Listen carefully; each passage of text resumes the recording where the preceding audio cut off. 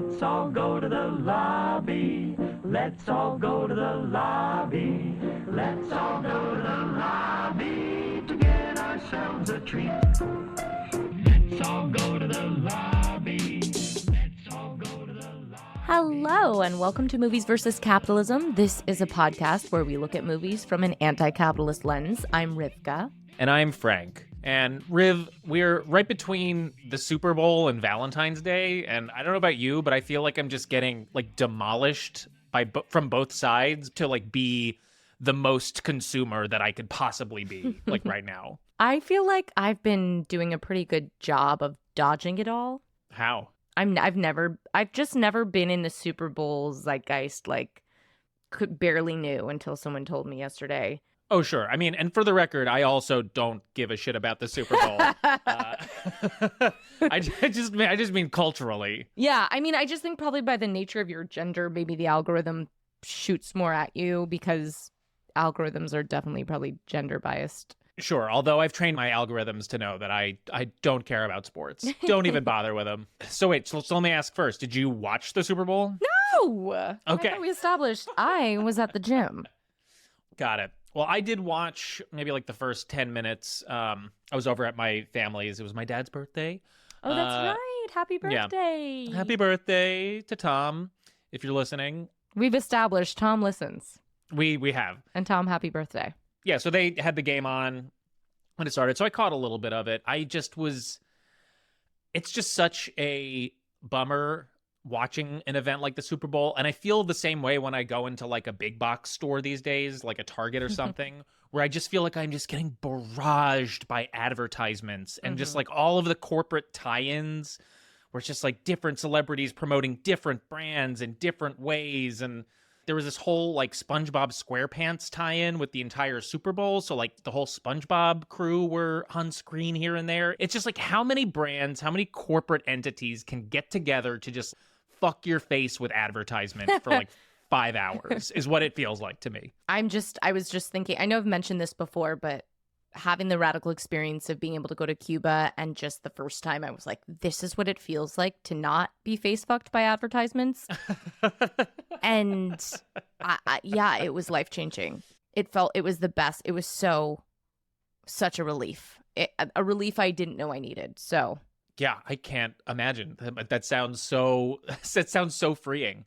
But I don't really actually know what happened with the game. I don't really care. We're not here to talk about that. But we are going to talk about Taylor Swift because she was arguably the most important part of the game last night. Yeah. Much to the chagrin of, I don't know, I guess conservatives, Republicans, people who generally don't like Joe Biden. And let's be clear, she was probably one of the biggest advertisements there. Oh, for just to sure. clarify. Her very presence advertising herself and her new album coming later this year. The Poets Locker Club or something. Yeah, some shit like that. But yeah, I mean, I found this whole Taylor Swift controversy, if you want to even call it a controversy, it just felt like another very hollow, empty culture war bullshit argument thing between the left and the right. It's so sad because it's such a waste of time and energy. What a stupid fucking distraction. Fuck all of that. Distraction. I mean, if you even give a, I'm speechless because I'm like, how do you even articulate there's a genocide happening without just saying that over and over? Who could even stomach to really sit through and talk about the Super Bowl as if it's that fucking important right now? It's just. And that the thing that ruined it for some people was Taylor Swift. Right. You know what I mean? Right. Not even, yeah, you're right. Not even thinking about what's happening in Gaza right now, moving right past that and being like, you know what the big problem with the Super Bowl is tonight? That Taylor Swift is there. That's our big problem that we all need to talk about. So I did a little bit of research into this because I was like, why are conservatives so angry at her right now? And basically the genesis was a New York Times report in late January that Biden was seeking Taylor Swift's endorsement. Which is, that's what our presidential candidates do, is seek celebrity endorsements. And it just absolutely infuriated, conservatives, Republicans, right-wingers, a lot of whom were fans of Taylor because her roots are in country music before she really became a global pop star. And then, of course, her boyfriend, Travis Kelce, because he is the football player. And her presence in the game as this potential Biden's government psyop. Americana, like the documentary about her. You would think that. You would think she would be embraced wholeheartedly. You know, just it has football player and cheerleader vibes, but and to be clear, Taylor has not said that she's going to endorse Biden. So it's just the very possibility of Taylor's, you know, liberal political credentials, as limited as they are, entering into this sphere of like pure competition and sportsmanship that should not be infiltrated by politics, even though the U.S. military pays for advertisements and flyovers regularly. So yeah, it just felt like a bunch of bullshit. I think if there's anything else to add to this conversation for people who maybe haven't been following, the annoyance that is this moment for Taylor Swift is also just, it's not just, I don't care about her personality becoming evidently annoying or being perceived as annoying, because that's, I could imagine that if I was to ever become well known in that level, like I would probably be perceived as really annoying. Sure. Sometimes I listen to this podcast and I'm like, that's an annoying person. I was going to say, I'm probably annoying right now without that level of fame or money. So the personality stuff aside, she has a dangerous carbon footprint. Yes. Her amount of power, just by being such a piece of capitalism that she is and holding the power as like being like a walking advertisement, makes her just dangerous. And being that she is, her being is actually a threat to like our climate, her team went ahead and decided to take action against legally threaten Jack Sweeney, who's a junior at the University of Southern Florida, who's been providing social media updates on takeoffs and landings of her personal jet, which is a public service. Exactly. Like a really freaking awesome thing to do. Yeah, this is all publicly available flight information. But her team is arguing that this information, quote, has no legitimate interest in or public need for this information other than to stalk, harass, and exert dominion and control over Taylor. Ridiculous. Which actually means maybe they perceive some kind of threat there, or they're just petty as fuck. Either way, it's kind of odd you would draw attention to it. Because it didn't put her in a... Everyone's like, leave him, like you're bullying a college student. That's all. That's the spin game, baby. You know, it's not someone reporting on Taylor's carbon footprint. It's someone harassing her and trying to dox her regularly so that stalkers can come and hurt her. That's what it is. It's just a PR I guess the spin. idea was maybe we can hold on to some of the Swifties and make them, it's only going to look worse. You're only drawing attention to this issue. I mean, I got to imagine that there have been some Swifties who have seen a lot of this behavior over the last few weeks, months, and been like, oh, maybe I'm growing out of this. But most of the discourse has been about the personality and how vulgar and strange. I mean, we didn't talk about the Grammys, but at the Grammys, she came on stage and used it as like a moment to advertise her new album when she won her, I think it was 13th Grammy. And then, you know, you could see all the other artists were so upset about that. And while it was cringy for sure, I think it was actually like a moment of lifting the veil. She's just like so... Yeah, it was a mask off moment. It was mask off. It was like, yeah, this is a giant ad campaign. And she forgot for a second that you were supposed to pretend it was really like about the art. Yeah, all of this has just been another reminder to me in that we should not look to or depend on our celebrities to do anything that we want them to do. Because first and foremost, celebrities like Taylor Swift, they exist in a class to and of themselves. You know, they not only are they extraordinarily wealthy, they're also extraordinarily famous. So they hold this cultural cachet. For them to do the things that we as leftists, as socialists, as progressives, whatever, the bare fucking minimum, for them to do the things that we want them to do threatens their class position. So we just need to stop expecting anything out of these people. I mean, if they do something great, otherwise we should not look to them at all. Although it is a bummer because there could be some utility to this cultural elite class. Like I was talking to a buddy recently about, because the Super Bowl was coming up, about what would it be like if all of the NFL players got together and were like, we're going to stop playing. We're going on strike until the U.S. Congress does transformational campaign finance reform. You know, it's a fun thought experiment. I would never expect it, but yeah, it's so natural for us to grasp at those ideas. I do it all the time, because it's really we're still learning and trying to figure out what real, true worker power and solidarity looks like. And just like even with a group of NFL players, it's like I don't think as I'm trying to figure out this structural stuff, there's something that it's not enough, at where they are and the role they play. No, you're right. There's gonna be institutional opposition. There needs to be like organizational infrastructure, all of that.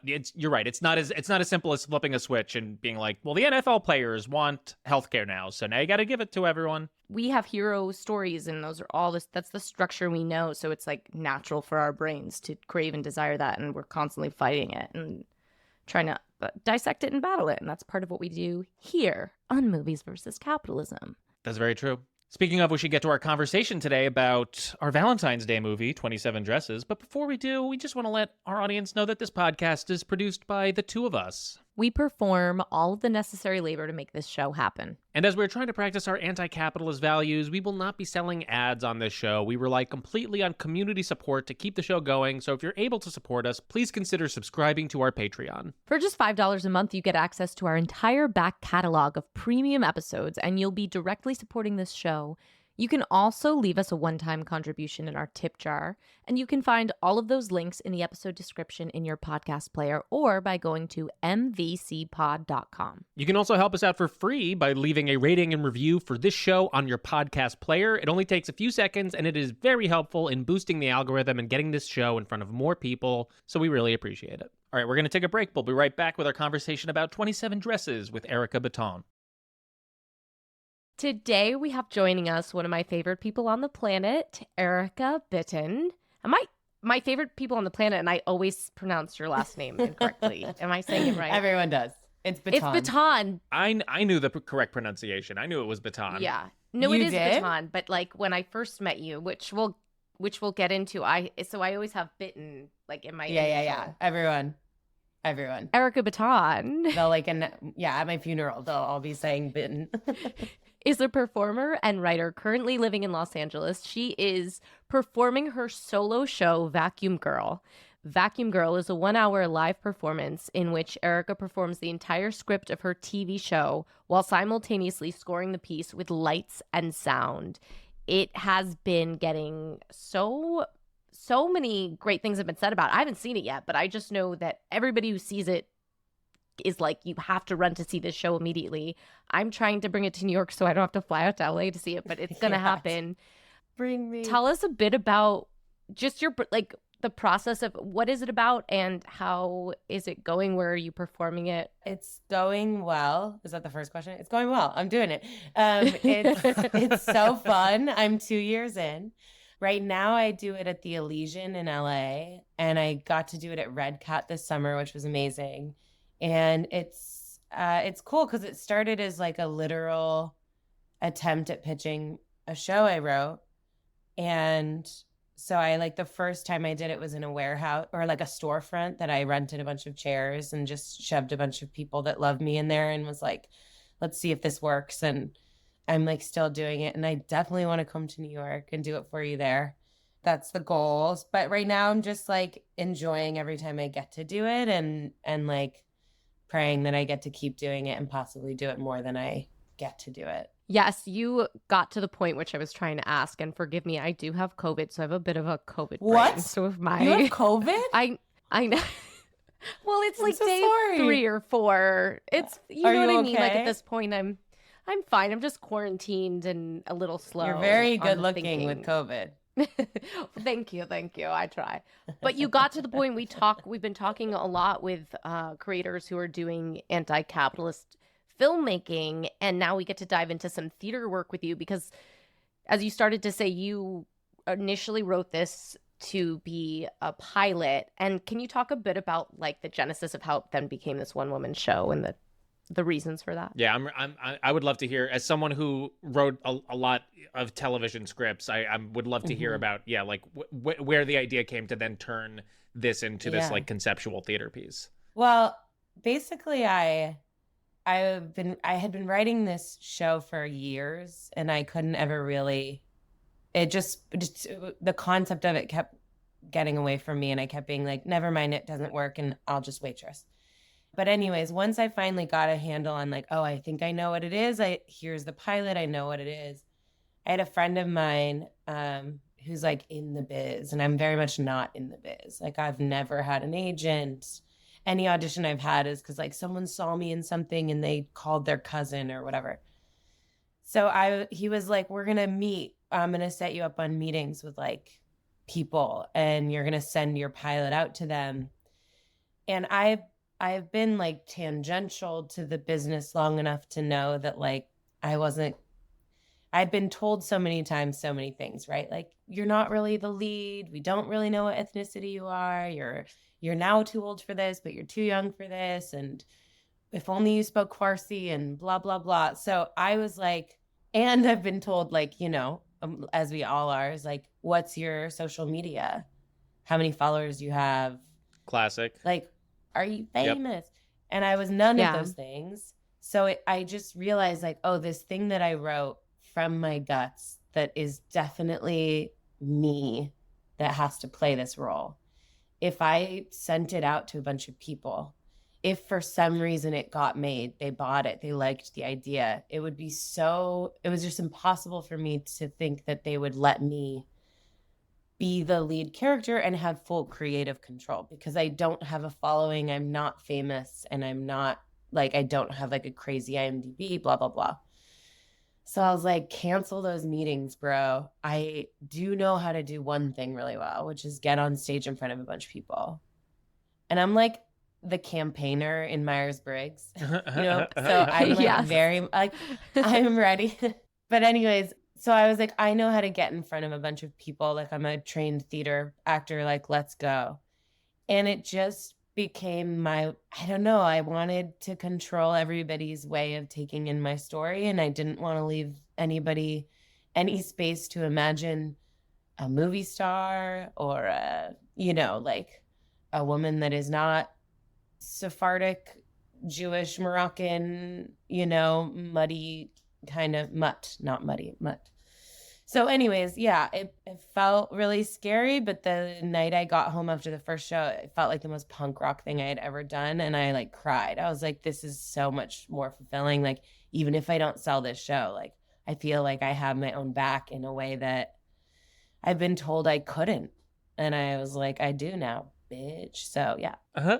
It's so inspiring and it's so important to hear examples of that. And I can, again, like I said, I'm seeing it working. I'm seeing your vision come to fruition. But that's like a big deal to be like, you know what, I'm actually going to, I mean, it's anti-capitalist to be like, I'm going to say no to the incentive of that system, which is make a bunch of money if someone buys it, even if it means I don't get to follow through with my artistic visions, my guts, my soul. Like, I will just say yes and hope for the next next imagined journey. Maybe this will get me to the next place, that like illusion, and go on and do this thing, because ultimately you said yes to yourself and yes to that project. It doesn't solve the fact that like there's not necessarily any healthcare or profit, that comes along with it. But like, fucking it's brave as fuck. It is punk rock. I'm so proud of you. I'm so proud to know you and for that example. It's also super fucking cool, Erica, that like because I think a lot of people in that position, you have this TV show idea and you want to do it the way that you want to do it. The next thing that someone would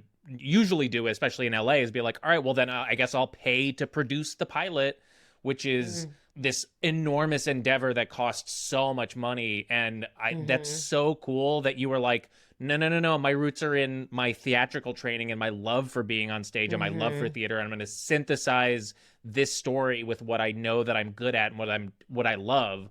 Yeah, that's not the normal route that someone would take. So it's so cool. And I'm echo everything that Rivka says. It's so awesome. It's awesome. Well, the other options too, which I think speak to the themes of this film, which we'll get into, it's like, oh, I'll then change myself to fit into to that narrative that you were taught. I'll spend all the money to change myself to fit which we're seeing more and more, like strikingly younger and younger people changing the shape of their actual bone structure and skin, like, brand new. Yeah.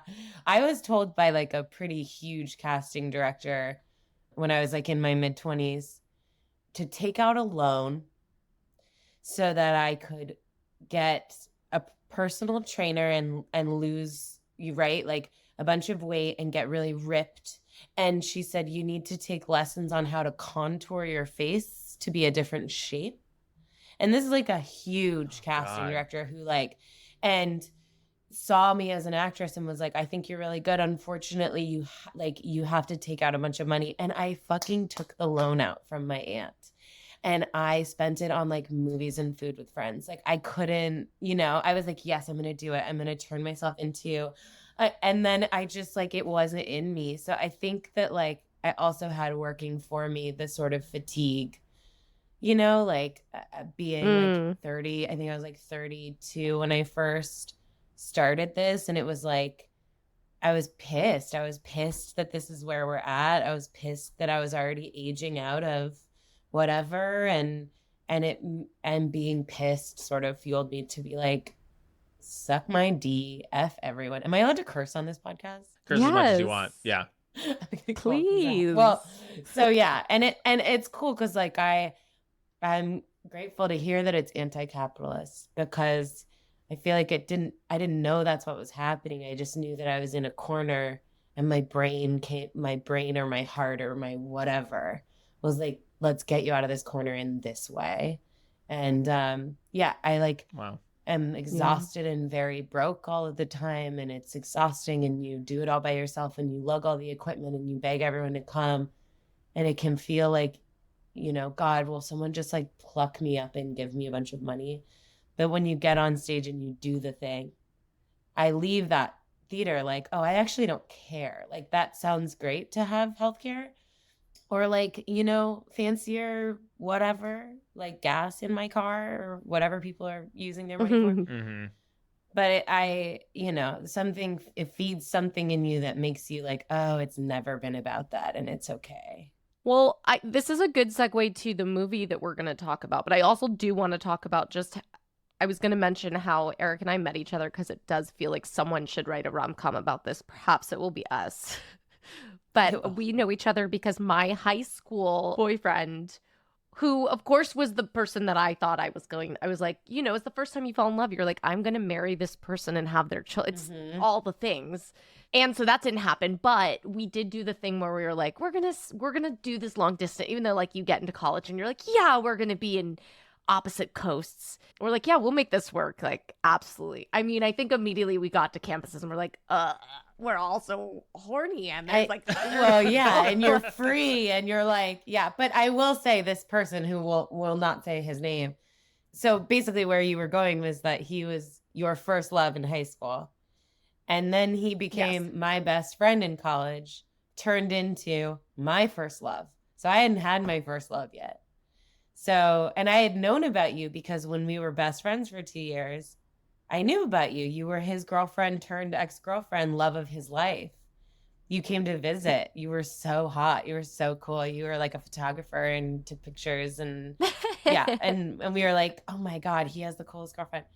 And then we became best friends like once we graduated college. And when I moved to Los Angeles, yeah. Once he broke my heart. Kind of, yeah. He was out of the picture. And it was like clear to me. I was like, this was the love affair that was meant for the ages. Yeah. This is our rom-com, but we're not talking about such a nuanced rom-com today, or pretend maybe we are, depending on your angle. We're talking about the delusion of getting married, even though I'm still wanting to get married. So okay, then we'll go easy on the institution of marriage. This is the first time I ever have seen this movie. Today we're talking about the Katherine Heigl joint, 27 Dresses, directed by Anne Fletcher, written by Aline Brosh McKenna, who is like a rom-com comedy heavyweight screenwriter. She wrote The Devil Wears Prada, so good, like solid pedigree. This film stars Katherine Heigl, James Marsden, Judy Greer, Ed Burns, and Malin Ackerman. The budget was $30 million, made $162 worldwide. This was a solid hit. Wow. It blows my mind. Yeah. And if you've never seen this movie, which I don't recommend, the story is After serving as a bridesmaid in 27 different weddings, matrimony-obsessed Jane finds herself in the nightmare scenario of planning the wedding of her younger sister Tess and her boss George, who Jane is secretly in love with. And as the date looms closer, Jane finds herself getting close with the wedding journalist, Kevin, a marriage cynic who is secretly writing a feature story about Jane's experience as a 27-time bridesmaid. And just to give some historical context for the year this came out and was such a hit, making so Big ol' much money, wild, the year is 2008.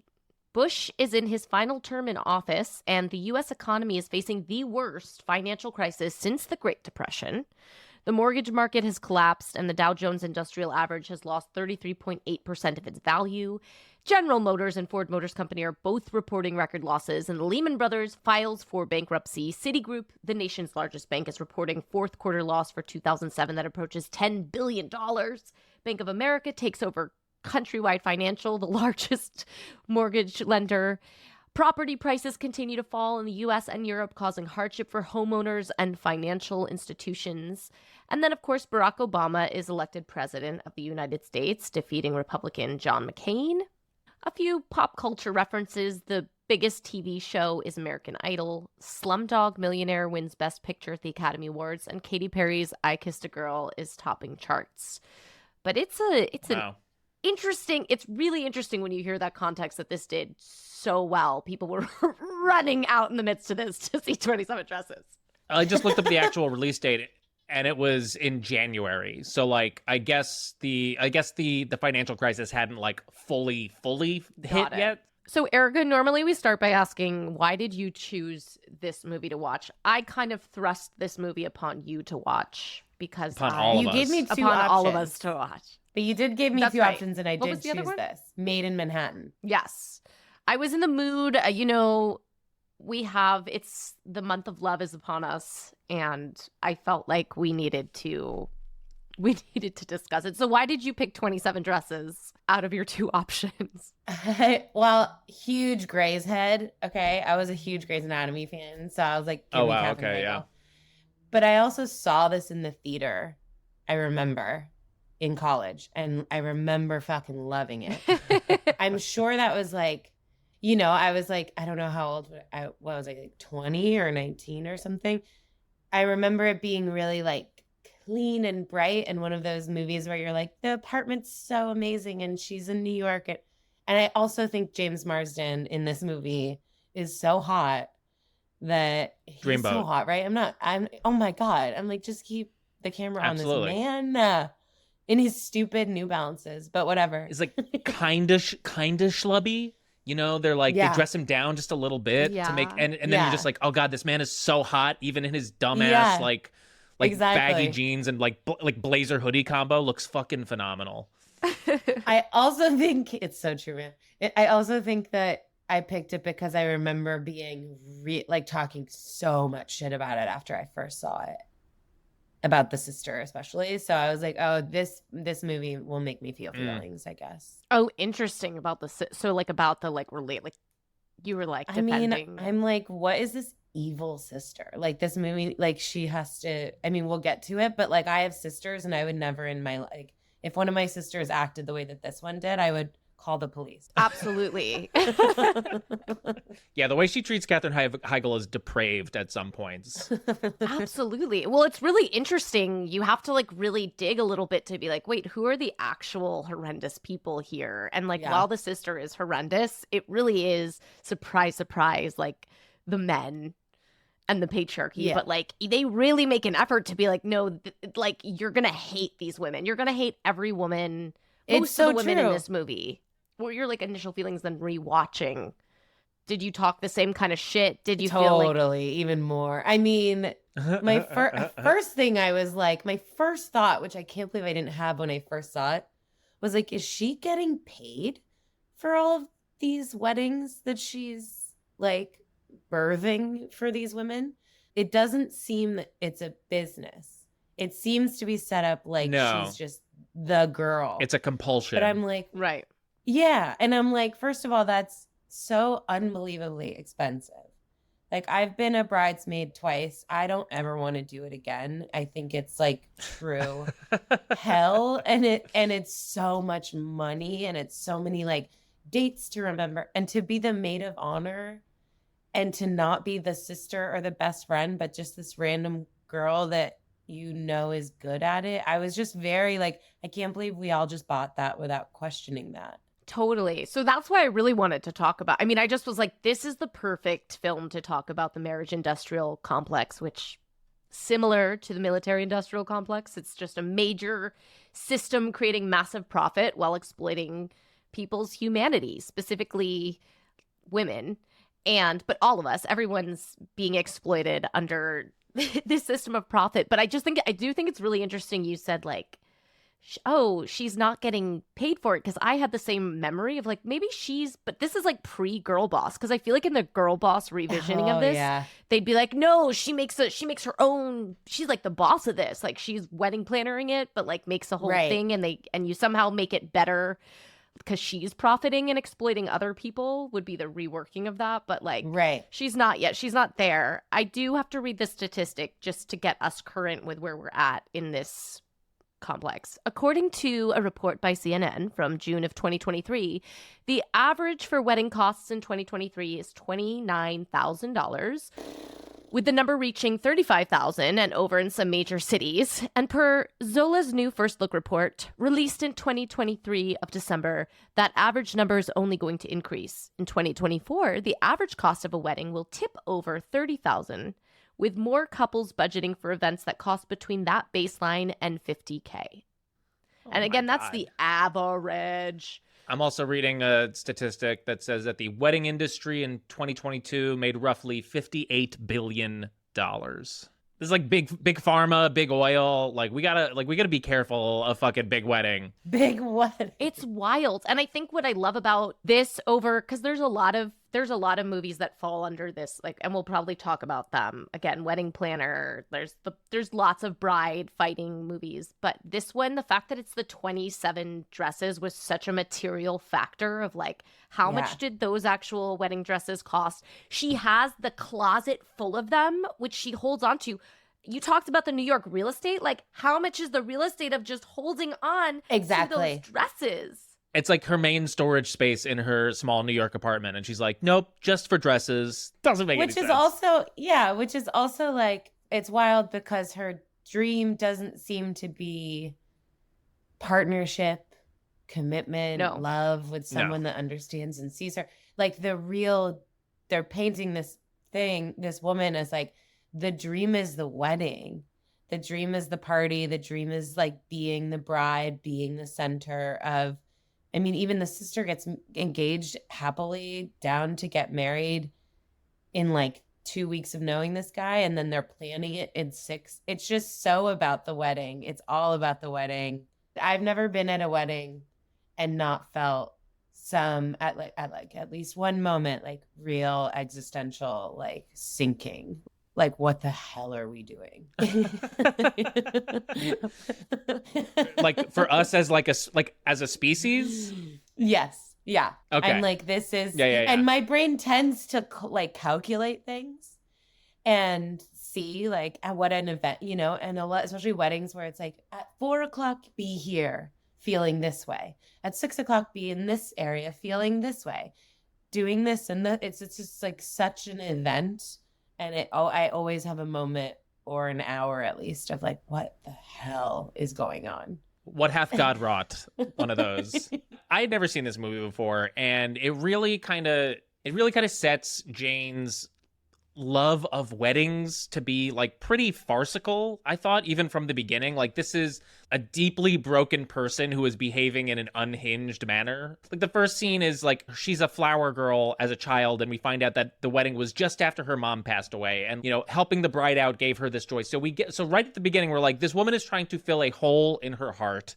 And then as soon as we are introduced to her as an adult, the first scene is this big set piece where she is in 2 separate weddings on the same night and is shuttling back and forth at nighttime and is shuttling back and forth between the 2 of them because she has to attend both unbeknownst to the other and in both weddings is the person that the bride is like, Jane, you were the number one person in helping put this wedding together. Like, it's so extreme that it shouldn't make sense on paper, and it doesn't really, but like that, like this is the level of obsession that we are introduced to right off the bat. But I You're think right. there's an identification people have. Like, I think it's so extreme, but I also think like it's not that far off, and like it's the reason why nobody questions it in her life. And like society doesn't question it, and we're not watching like, wow, it's weird that no one's questioning it, because I think it actually reflects something very real about our society, that like this insanity happens all the time, and then if you question it, you're kind of made to look insane.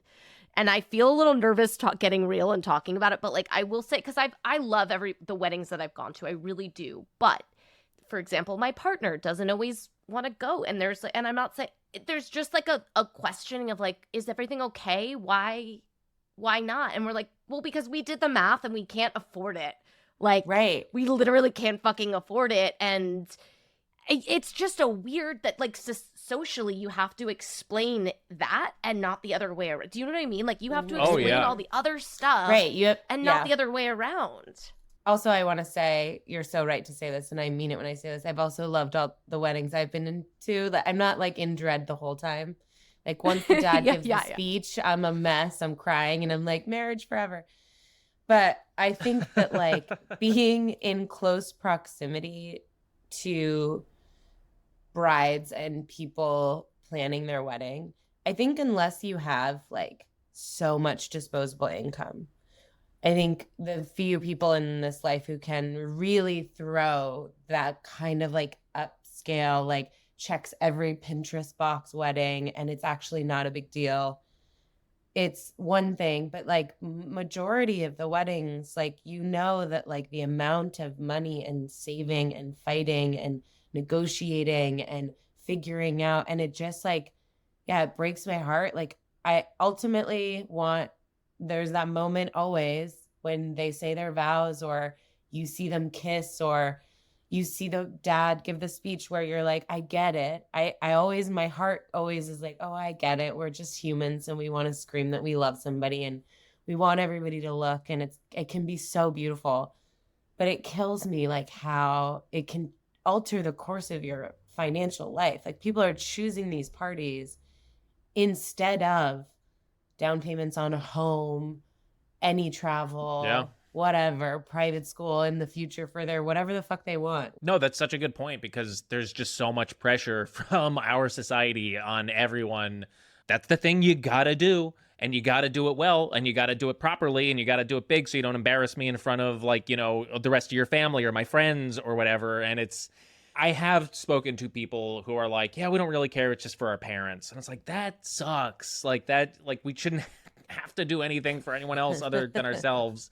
But I agree that I'm pro wedding, the ceremony, the communal sharing and voicing of love, but it's like, it's the industrial part of it that is like so harmful. Right. That you know that you're part of a bigger ecosystem that is like ultimately making women feel deeply horrible pieces of property. At its core, still the industry itself is still so archaic, right? Even if you're like, you can do it in ways that are not that, and there's this and that, you're like, it's still like the industry is geared towards that. You do not see, and you see this in this movie, like the men could practically not know something was like happening. They don't care, and they're kind of like, we're over it. Like, the men are not jumping in cabs throwing $300 at service workers to be like, no, you go get me this other, like, and it's justified in some way. Like, that's not, and so it's a way of also making women just like minimizing the role of the woman from the top, the way Jane has talked about. They're like, there's Van Gogh and Tiger Woods, and they name all these like male archetypes, and then they're like, and then there's Jane, who's really good at weddings, and I just the fucking Tiger Woods of weddings, and we're just kind of like, there's a unspoken logic that's really into this movie that makes all of these rom-coms work, that outside of our culture, like, I don't think any of it would make it. Just, it's so dependent on our cultural understanding of this industry that it just wouldn't work in any other way. It has nothing to do with like inherent romance. Did you read Trick Mirror by Gia Tolentino? She has a great essay called IV Dread, which I really recommend, on the whole wedding industrial complex. And she talks about 27 dresses. And she describes it as throughout the movie, Jane compulsively denies her self-worth and happiness, hoarding both things for her imaginary future wedding, planning other people's rehearsal dinners, and accruing huge piles of resentment in her soul, which I think we touched on. And she also talks about how Jane has been broken by the cultural psychosis that tells women to cram a lifetime supply of open self-interest into a single, incredibly expensive day. Just thought she nailed it with that. Preach. Wow. Yeah, damn. It's also bleeding over into the other aspects of her life, because when we're introduced to her at her job, which is working for this nonprofit run by Ed Burns, she's like made herself completely subservient to Ed Burns, her boss. And it's almost like I don't know, it's like a heightened, like sideways version of what a marriage, like what a shitty, terrible, toxic marriage is, or is portrayed in our society, where it's just like this aloof guy who just is like, oh, babe, you know, like I couldn't run this company at all if it wasn't for you. And just like her willing to just bend over backwards to appease him in every single way possible. She takes the breadcrumbs of that really happily. So like he looks so happy that she like picked out his tie or some shit, and or like did some like menial, and he's like, oh God, Jane, I love you. And she doesn't look forlorn or like sad or like that's all I'm good for. She looks genuinely like, yeah, this is what I deserve. This is what I get to be the one who picks out his tie, and it's just totally enough for me. But I wanted to say, which is bullshit, I wanted to say to what you said, Frank, a little bit ago about how like nobody's like calling out this insanity at the beginning where she's like, it's just absolutely like a farce. And I'm like, that's why James Marsden's character is so hot, because he's the one to do it. Like, he's the one to be like, what the hell? This is very not normal.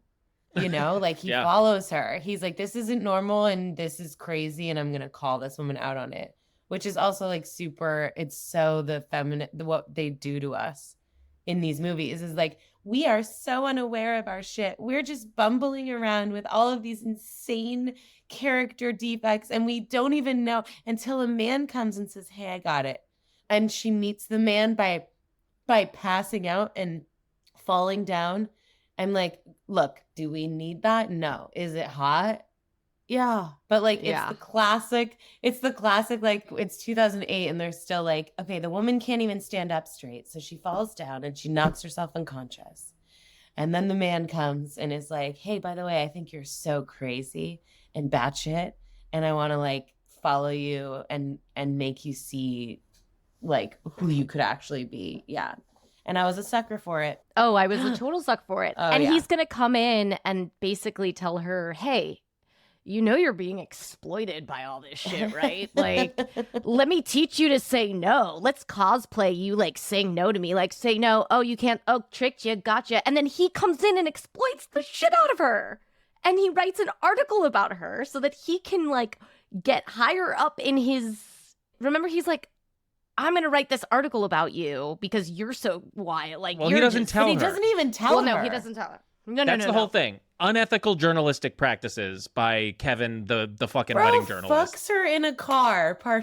Fucks her in a car, writes a whole story about her, doesn't let her know or go to her for comment or anything. Like, this man she should sue this fucking man for libel is what she should do. Or defamation, But rather. is Jane going to do that? Sure. I think No. not. What does Jane do? She marries him. She jumps aboard a ship. Right, yeah, of course. She Jumps aboard a ship. Yeah. For this man. And it's just like, for me, if it was anyone else playing that role, I would be like, you're a sucker. But I really think this sounds so bad, but like, he's so hot, dude. Yeah, he's so hot. And he's like the perfect foil for contrast for her. He's like, hey, you're uptight. Check me out. My shirt isn't tucked in. That's the character development we get. Yeah. And I think watching this movie just like pointed so much to my brainwashing, like my conditioning of like, wow, like these were really all that we saw growing up. Like these stories of women needing men to set them straight or like get them on the right path or like shake them up a bit. And I just felt myself falling into it. It's kind of like that, like, oh, this is a comfortable place I know. Like, sexy man tells me I'm crazy and to follow him and like, okay, you know. In watching this initially, I was like, every single person is awful in this. Like, I don't think there's a single redeemable character. But then, like, I think in speaking now and like having a little distance from it, I was like, it's really unfair. Like, all of the pressures this movie put on Katherine Heigl's character, and then like, you know, once she starts going through the planning of her sister and her boss, who she loves' wedding, she's keeping it all inside. And like, as the audience, you're like, why aren't you saying anything? Just fucking tell them. Why are you doing this to yourself? But if you like zoom out for a second, you're like, well, of course she's not going to say anything. This woman is like pathologically compulsed to like help everyone make the perfect wedding. Like, of course, this isn't her fault. She's just been absolutely destroyed by this industry. I did cry. Yeah. For anyone who hasn't seen the movie and doesn't plan on it, she clips, like she like sits down and reads the paper for the wedding stuff, and like she saves it like a serial killer would save clippings. Yeah. Wait, you cried? 100%. I did cry. And here's the thing. I cried when she walks in and sees that the sister has cut up her mom's wedding dress. That's That a got sad. me. Yeah. That's a brutal No, scene. actually, but I first cried when the dad gave the wedding dress to the sister. That's when I first cried. So I think that dynamic is the part of the movie that kills me the most, is that like we're watching women pitted against each other, like always, like surprise, surprise, but that these are sisters, and you're asking me to believe that like a woman who was raised by her older sister and had no other feminine, like female in her life, this was her mother figure, her role model, her whole life, is this cold? Like, you're, to me, I was like, this is a psychopath. Yeah. Like, you've written an actual psychopath. Like, there's not an ounce of empathy, understanding, compassion, nothing. And like, I have two younger sisters, and I just like can't wrap my head around the cold way that they wrote this feud. It's just so unrealistic. Unless, you know, look, DM me if you and your sister are literally, and tell me what happened to you guys. But No, that is such a good point. You're right. It's some of the most ruthless, cold behavior that you would ever see a sibling treat another one. That wouldn't be in like a family drama or something. Like, she says, "Hey, I know you wanted to get married at this venue and use mom's dress, but I'm gonna do that." Like, that is, you're right. That is Awful. that is Yeah. that is like beyond the pale. Also, the fact that it's passed down, that you're like, all we learn about the mom, all they value about the mom is that her wedding day was the most important day of her life. Not even like their birth, the birth of her children. Like, that is so depressing, but it's so clear. And that is like what so many people are taught to expect and live for. And what a brilliant like system of the patriarchy. Just make this one really expensive day what like all these women live for and value themselves on. I think a lot of people, that's not the only thing in their lives anymore, but it's suddenly I know a lot of people who deal with that duality of like, that's not who I am, but suddenly this is becoming like the value and representation of like who Totally. I am. yeah. And it's not them, it is this inherited system that they're grappling with. It's such a good way. It's such a good way to distract us and steal like years. I mean, if the like trope is like, she's been dreaming of this wedding since she was a little girl, like the idea that like at all times we are collecting our likes and dislikes in terms of the wedding we want to one day have or whatever. I saw a TikTok of a girl who was like, here's all like, since she was little, her father's been recording her like be like, this is my message to the wedding party, like that she's gonna play at her. And I'll be honest, my first thought was like, oh my God, that is so like Yeah. even me, I was like, that is That's so, and now I'm like, adorable. that is like what kind of I like, should have you know done what I that. mean? That you're like, yeah, like I'm 10 Yeah. and I would like you to record me. We're gonna do this every year for that future date that is gonna be the most important date, so that everyone there can see me that I've been planning this without, doesn't matter who the freaking person is. It's interesting because I related to, I didn't realize like till I was watching it how much I related to Jane.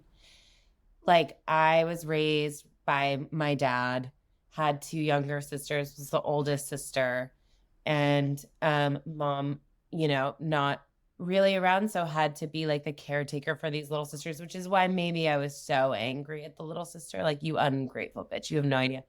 But I also recognize that like it's not just the wedding, It's the idea of marriage, or right, it's been forever that we used to like sell our daughters to like for like in exchange of whatever, we'd have dowries, all that shit. And I feel that even with my dad, like I'm 36 and I'm single, and when I was like 22, he didn't want me to date anyone. He was like, focus on your career, men are trash, don't, and if you do date someone, he better be like this, this, this. And I'm 36, and now he's literally like, just anyone, just like, or just date, just find someone. And I'm like, I understand that, like, this idea of like, that's how to be safe in the world is like, who's going to take care of my daughter? And it's really hard for people, even me, I have to work against it, to break up with this idea that we have that like, that we need a man and we need a protector and provider, and that being the protector and provider for ourselves isn't possible. And like looking at Jane, I'm like, I don't know how. It's a fake world where she's an assistant and lives in the most incredible New York City apartment, but she looks like she's providing for herself. You know what I mean? And yet, like, it's still like poor Jane doesn't have the husband, or now I'm going off into 20 tangents, but I related. No, I love that point. It's institutional. It's totemic. Marriage is part of capitalist heteronormative patriarchy. There are these, touchstones in your life that you have to clear in order to be like complete full human. Must go to college, must get married, must buy house, must have kids. If you don't do those 4 things specifically, you are an incomplete person. I saw this video from a divorce attorney a few years ago. Totally changed my perspective. He was like, I'm a divorce attorney. 54% of marriages end in divorce. We know this statistically. Okay, so then imagine, how many people stay together for the kids? How many stay together even though they're miserable? How many stay together just because it would be more difficult to get divorced? Let's say another 20% or so, give or take. Oof. So we're talking about an institution that has a 75% failure rate, ostensibly, and yet we still view it as the correct, right thing to do in your life. Like, no one is like, wow, hey, maybe don't do that wedding. Only 25% of them work out. It's sick. It's really sick. It's sick. We are fucked. When I thought about it that way, I was like, that is wild. I'm grateful you spelled it out that way. Back to your existential crisis. Yeah. Well, the other thing that fucks me up is anytime I see like lists that are like the new wedding trends, when I'm like, there's trends for weddings. So like, we're so far removed from the like sacred point of it that still plucks at my heart. The idea of like commitment and community and love and all of that. We're so far away from that. That's not what it's about at all. It almost scares me like it's a jinx if you get married, which I'm not telling that to anyone. Watch, in a year I'm like married and I have the biggest wedding in the world. But it just feels like anything that's like the hottest trends for your wedding. I'm like, where are we at? What are we doing? What are we doing? And I'm just thinking, you said that and I was like thinking about that last scene at her wedding where she has all her bridesmaids wearing the dresses and it's a great visual, but just the destruction. She is the loneliest woman in the world, and also like the destruction of any relationship in her life in pursuit of this imagined one to this man who actually hates her. But at the same time, we're led to believe that she has ingratiated herself with 27 different women to the point that they all want her in her. So she's like at once the loneliest, but also she must be like the best friend in the world to 27 different people. Like, it really... Yeah, she's like the most popular people pleaser. Like, it must be like word throughout the land that like, if you want somebody to she's just giving say free yes labor. To... She's like, I'm gonna literally show up, free labor here, and you'll just have to come to my wedding. But that's what I mean, like the destruction under this. They're like, I don't care if you're my actual friend. I think my favorite person in the movie is Judy Greer. 1,000%. Absolutely. She does what she's always she my wants. favorite person in the movie. Yeah, I know. She says what she wants, but she's also... So she's like painted at first as like, oh, she's that bad friend who like just stayed out all night and like gives bad advice. But when Katherine Heigl like totally destroys her sister at the rehearsal dinner with the like video montage. It's Judy Greer who's like, that wasn't chill. You're like, oh, you do have a moral compass. You're Yeah. just like, Yeah. you're just like, I love her. Yeah, the movie also does that like shitty thing where it kind of paints Judy Greer as like, oh, she's like just the slutty friend. And like you can feel the judgment Yeah. just in the way that like Yeah. the jokes and the character are Totally. written. With 2023 perspective, you're like, dude, this chick's like fucking for a day and a half and then rolling into work. She rules. Boom. Like that's awesome. Yeah, it's like, Yeah. and Well, I also just like, I think that my other thought that just came up is that I think a lot of these movies, the way that the woman is in the movie is not lovable. But the man comes along and can see through that. He can see the lovable part of her. And he can help her to become the lovable version of herself. What's the movie like where we are watching her and she's insane and she's crazy and she's clipping wedding fucking things and she's like jacking off to her closet of bridesmaids dresses. And then the guy comes along and loves her and is like, this wild bitch is my main girl. Like, I love you. Like, what movie would that He's like, be? I also love weddings this much. yeah. Yeah. This was another thing, just back to the James Marsden of it all. He also goes into her date book Evil. and yeah, her writes calendar. his evil. As someone who loves a date book and a calendar is my sacred space, if anyone went in and took at a time when you're not have there's no Google calendar, like that's it, and writes it like a kindergartner, finger paints his name all over every date. Opens it That's at all. If someone wild. opens it at all. Because the thing is also like, it's not like a clean planner. It's clearly got like a million like Post-its and memorabilia and like her, it's like, it looks like her whole little life. Yeah. And we're just supposed to be like, oh, he's so, I mean, he is, but like, he's so cute. Like looking through her shit, I would be mortified. I would literally. He's shaking it up. Yeah. Yeah. The actual worst. So much unforgivable behavior from him. The only thing, like this reminded me a lot of Tom Hanks in You've Got Mail. If anyone other than James Marsden was playing this character, we'd be like, this man is evil, get him away from us. Except Right. he's just the hottest. So we're like, okay. Thank you. Yeah. I think we got him just really quickly touch in on the big brother, big sister, like the big brother Oh, yeah. of the bot. Like that was a pretty wild thing to also add to the sister's personality of being the worst human in the world. So like he has a young brother from brothers and sisters. What's it called? Big brothers, big sisters. Oh, yeah. Big brother. Like Yeah. the Big Brother, Big the Sister Boys and program. Girls Yeah. Club, whatever. Which feels Yeah. very 2000. Yeah, it's very Totally. And I believe he's Hispanic.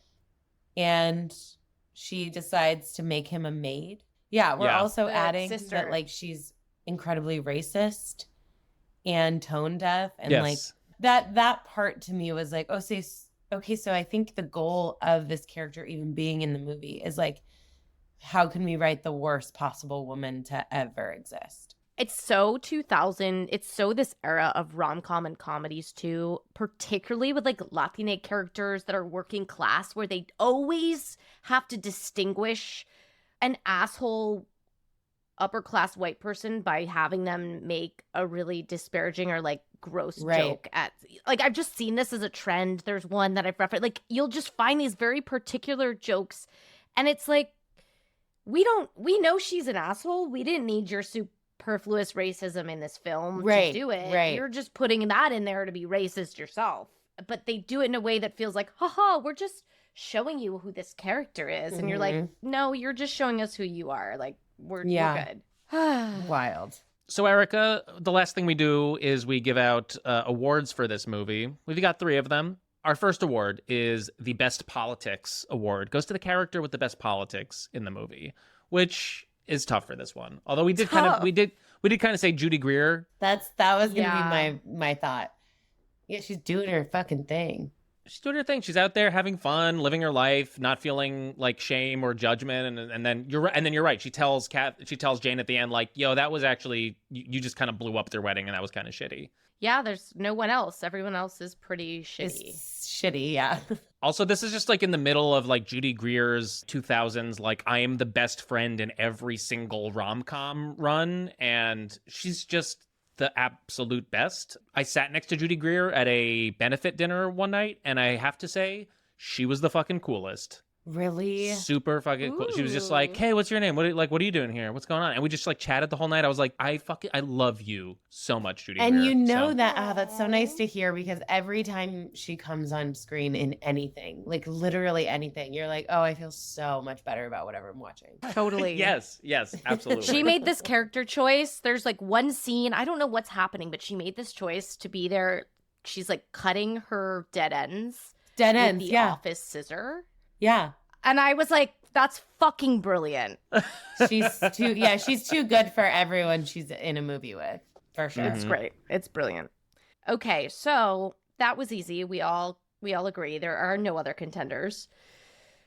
The award for worst politics, which goes to the character with the worst politics in the movie. I feel like this might have a lot of nominees. Who are you giving it to, Erica? It's like I'm torn between I think the sister, in my opinion. What was her name even in it? Tess. Only because it's like so like it's so narcissistic. What do I want? How do I get it? I don't care who hurts. I don't care who suffers. I have to get what I want. I'll lie. I'll change my entire personality. I'll betray every family member. I don't care.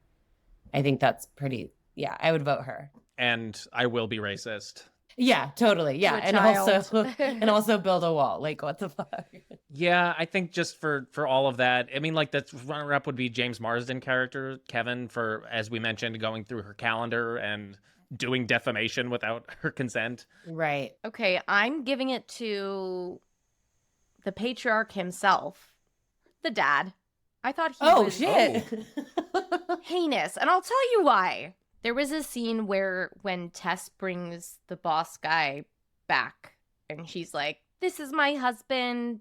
We're married. Aren't you happy, Dad?" And like, he's not questioning that they've only known each other for like a month.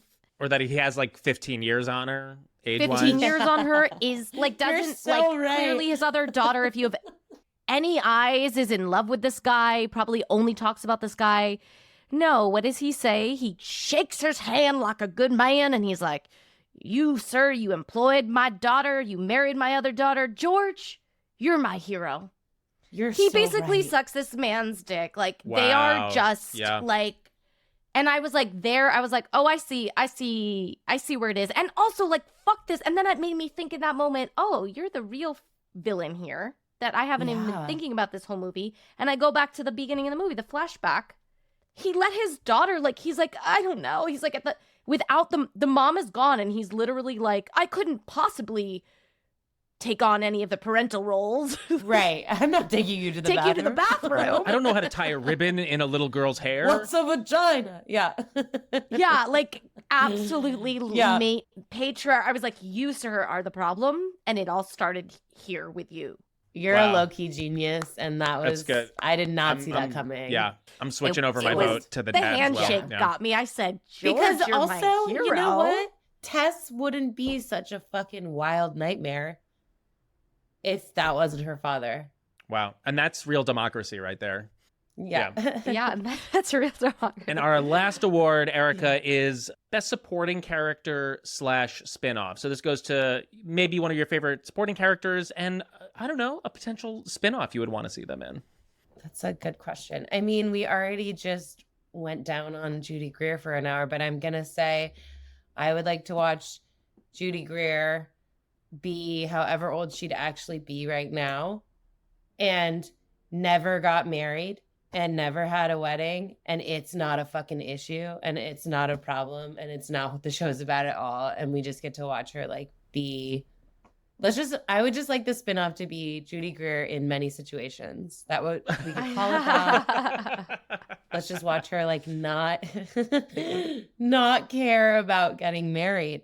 Or like, oh wait, one more. We're like 20 years ahead. Fucking Me Too's happened. And Katherine Heigl's like, oh my God, I'm in a like low-key abusive relationship with like a gaslighting, like whatever, and like comes to and is like, but he's still so hot. So she's like, we're going to work this out. And he does. Let's just have a movie where hot James Marsden does everything we want these hot white men to do.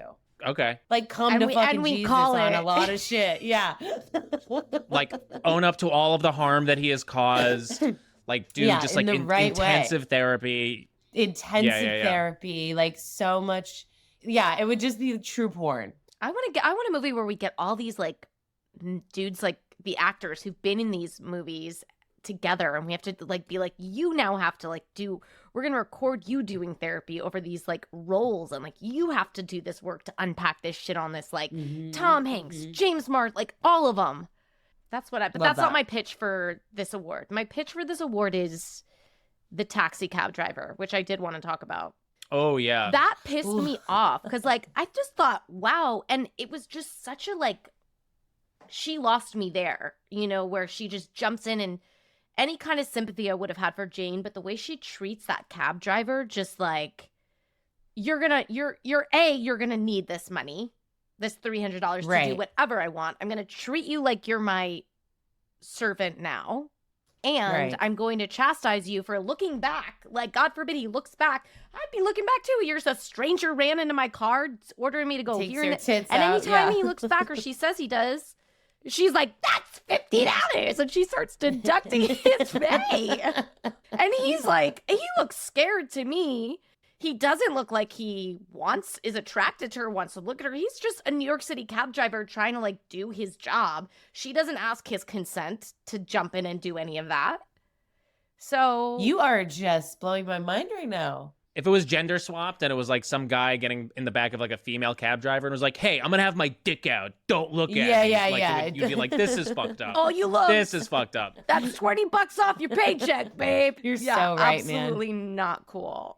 I don't have any other pitches. I thought those were perfect. And I honestly, I'm uninterested in so many of these characters. So I know, dude. That's the real deal. I think that's why I keep going back to like, isn't James Marsden's face so pretty? Because I think that the movie was so devoid of really, I just like couldn't latch onto anyone really and be like, this is whose camp I'm in. I am rooting for this person. Yeah, I wonder if this is considered it's such an interesting one. It wasn't a classic for me, but I'm glad we started here. Like I said, I think it's the most material of the like wedding movies, but we'll definitely have to jump into some. There's The Wedding Singer, The Wedding Planner. Wedding Planner. I mean, I think we could probably cover literally date. like The Wedding Date. There's like, we could probably cover My Best Friend's Wedding, Runaway Bride. Runaway Bride. 4 Weddings and a Funeral. We should do a spin-off of this podcast where we just talk about weddings. And leading up to my wedding. Through that experience, a gorgeous man hears me on this podcast. And he's like, who's this girl who hates weddings?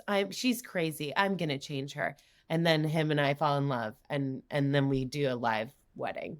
And then we'll play the podcast episodes intermittently between like the ceremony and the reception and the cocktail hour, you know, like that way people get to hear it as well. Exactly. Perfection. All right. So this is, I think, where we're going to cap this conversation for now. Although, what a generative movie this was a fun one. Us. This was really fun. Thanks for having me. This was fun. You guys are so smart. You're not gone yet. Because before we wrap up, we like to talk to our guests how, as artists, as people, you strive to practice your values, be them anti-capitalist or your artist values in your life, even with all its complexities and contradictions. Is there one thing that you're doing in your life right now that's a practice you would want to share with us? Okay. Anytime that I'm resting or taking pleasure or doing nothing that is making me any money or furthering my quote unquote career, I feel incredible guilt. And I made it a point in the past year or so to reach out to the people I know, you are one of them, that will remind me that that's internalized capitalism, that me being at rest or me being in pleasure or me doing nothing is like an act of, resistance, and that it's it makes sense. Anytime that I can be reminded that like it's not my fault that I feel incredibly guilty when I'm like looking at the trees outside my window and drinking my coffee without any other, email, whatever act that I could be doing alongside this to make sure that I'm still in the game. So I guess the main thing I'm doing is trying to take up space as like a human who wants to experience joy and pleasure without and alongside that I've been trying to be of service to people that I love, and it gives me that like community feeling, that like tribe feeling, that feeling like we have to help each other, and that helps me a lot. I also go thrifting. I know that's really big in the anti-capitalist movement. Oh, yeah. We love a thrift. We love an We love that. upcycle. We love a thrift. Yeah. Erica, it was so great seeing you. Congrats on Vacuum Girl. I hope that I get to see it as well, because yeah, the reviews, they're hot. Everyone's loving this show. So congratulations, and thank you for being here today. Thank you guys so Where much. can our audience find you and your work? Go to my Instagram. It's GURUBF or Erica Bitton. It'll also come up on Instagram, and I always post about my shows on there.